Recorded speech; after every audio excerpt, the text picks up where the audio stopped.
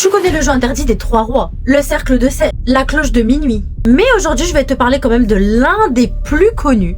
Alors, je l'ai déjà fait sur ma chaîne et beaucoup me le réclament car tout simplement, ils sont nouveaux. Donc, je la refais. Et c'est le jeu de Charlie Charlie. À la base, c'est juste censé être un jeu pour rigoler. Mais en réalité, c'est plus un rituel d'invocation pour appeler un esprit, une entité, etc. Bref, quelqu'un. Le principe du jeu est franchement très simple. Tu prends une feuille et tu traces directement une croix. Dans 2 cases, t'écris oui et dans 2 cases, t'écris non. Tu poses un crayon à plat et puis un autre qui est au-dessus mais du sens inverse. Et l'invocation, elle peut commencer. Là, tout le monde doit se taire. Et il n'y a qu'une seule personne qui va parler et qui va poser une question. Charlie Charlie, es-tu là?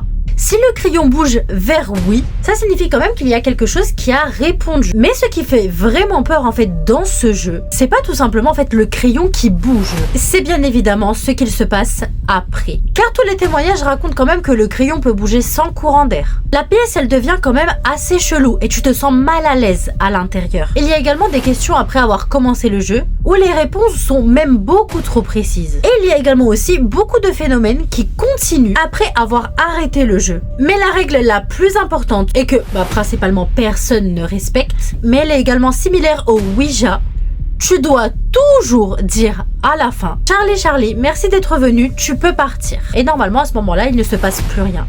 Mais comme il y a beaucoup de personnes qui oublient cette règle importante, et bien forcément ils ne ferment jamais la porte qu'ils viennent d'ouvrir. Donc c'est pour ça que beaucoup disent que Charlie Charlie n'est pas juste un jeu d'enfant, mais plutôt une invitation et une invocation. Et que parfois, il y a quelqu'un ou quelque chose qui accepte cette invitation. Alors maintenant, dis-moi toi aussi dans les commentaires, est-ce que tu l'as déjà testé? Et si oui, est-ce que ça a fonctionné ou pas?